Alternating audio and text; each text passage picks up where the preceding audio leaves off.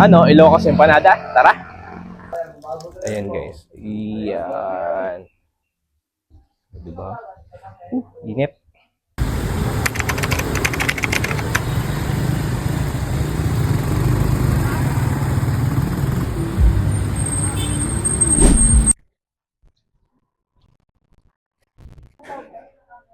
Ang aga naman po nun.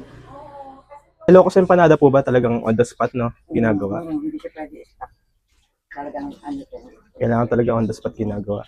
Ito yung vegan longganisa. Vegan longganisa. Homemade ko rin yan. Yung longganisa po, kung may ano po yun. Oo, gawa ko din siya.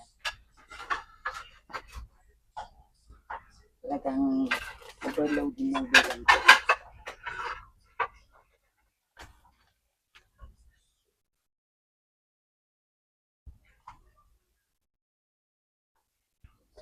Buti may cutter na po na ano.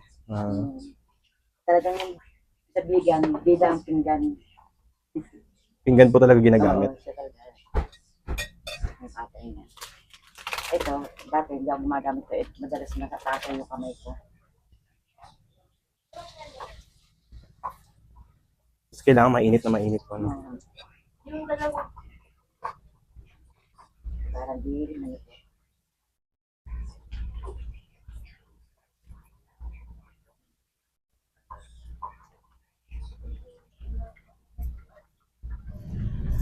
Ano po yung ginagawa niyo? Ano to? Rice flour to. Rice flour. Pinakaano natin. Tapos ito, papaya. Papaya. Minsan, Papaya lang po talaga gamit or ano po bang? papaya, may nagagamit na yan. May repolyo, minsan lalagyan ng munggo. Eh, yung mga matatanda, ayaw ng munggo, gawa ng sarayuma, baga. Pero ang original po talaga papaya. Papaya at saka munggo.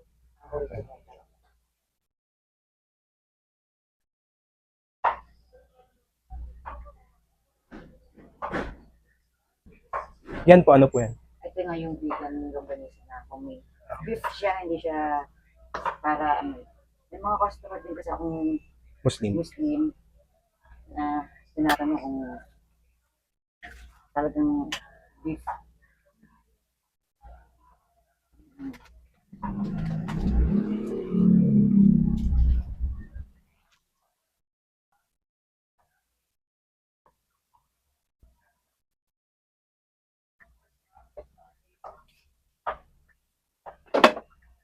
Ganyan, basta naipalaman mo, kailangan ididip mo agad siya kasi kung hindi, puputok siya. Kailangan po i-dip po agad. Kasi Pag tinainga po, puputok. puputok siya kasi may egg siya. Oo nga pala. Nga pala. Sabagay po. Kasi moist yung egg. Kasi mga ilang minutes po yung mga ganyan. Siguro mga 3 minutes. Mabilis lang, di naman po wala. Kahapon kasi naubusan eh. Kailangan mo siya patuloyin ng data. Dahil talagang sumisip siya ng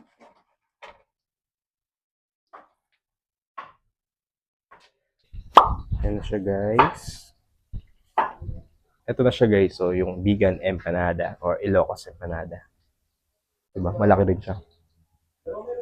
Naman yung suka nila na gamit. Homemade din yan. Sila rin gumagawa ng suka. Ayan guys. Iyan. Diba? Init. Daming naman. Siksik yan, no?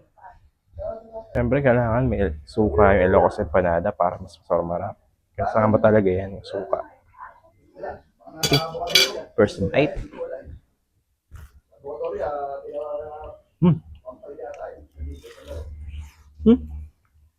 Nutulo talaga. Naman.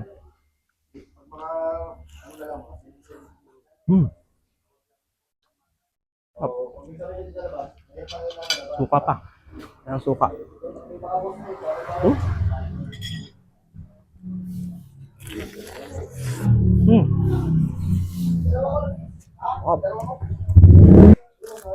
Ayan guys. Pula. Uy. Tapos, pwede rin kayong mag-request ng cheese kung gusto niyo palagyan daw ng cheese. Free of charge na daw 'yon. Free lang 'yun guys pag gusto niyo palagyan ng cheese.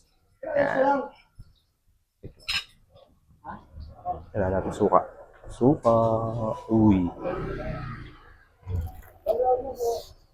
Hmm. Sarap. Craving satisfied.